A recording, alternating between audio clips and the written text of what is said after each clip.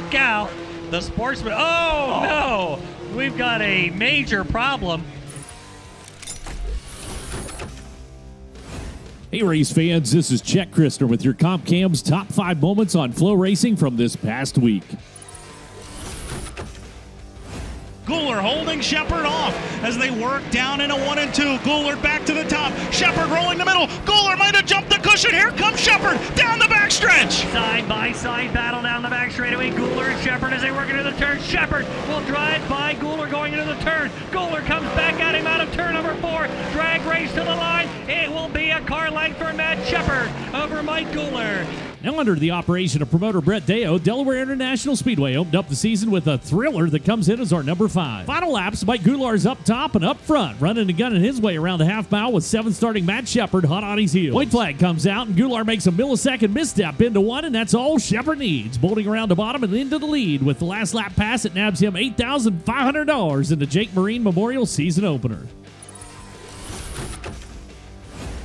Winger to the inside of Rainey. He'll slide off the nose of the 87. Here comes Big Sexy to the inside, nearly door-to-door the stripe. Overton's going to take the lead in turns 1 and 2. Winger's going to fight back to the inside. It'll be Winger. It'll be Overton door-to-door down the back straightaway back into turns 3 and 4. In at number 4 is the dogfight and a slide job clinic by Ashton Winger and Sam Seawright at East Alabama Motor Speedway. Slide jobs, crossovers, and more repeating of the feat, with both drivers displaying commendable respect for one another. Winger would eventually secure the lead from Seawright, but Brandon Overton would then take his opportunity to drop some bombs with Winger. Big Sexy would ultimately prevail and take the Jimmy Thomas Memorial win in our Sweet Manufacturing Race of the Week. He's hoping to get second, and he does so now as he dives underneath turn number 1. Goes by Justin Bonsignor, but Bonsignor rallies back to the bottom. He tries to make the crossover work. They touch.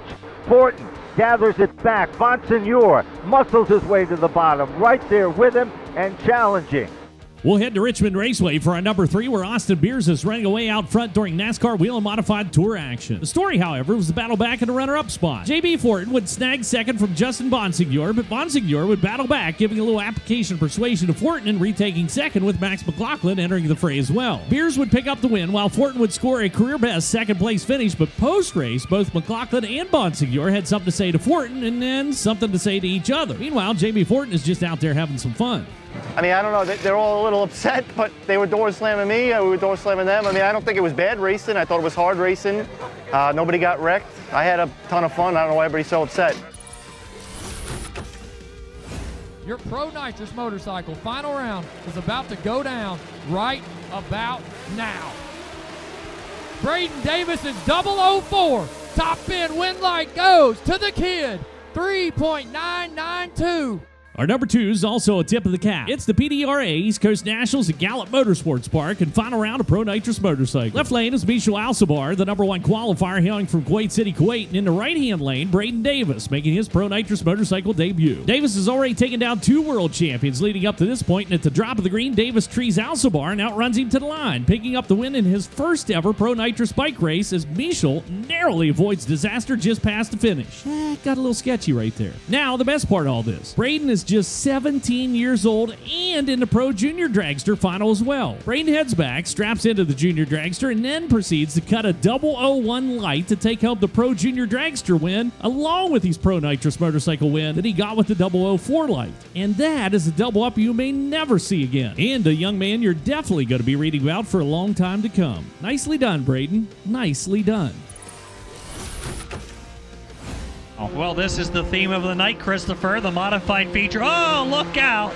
The sportsman. Oh, no!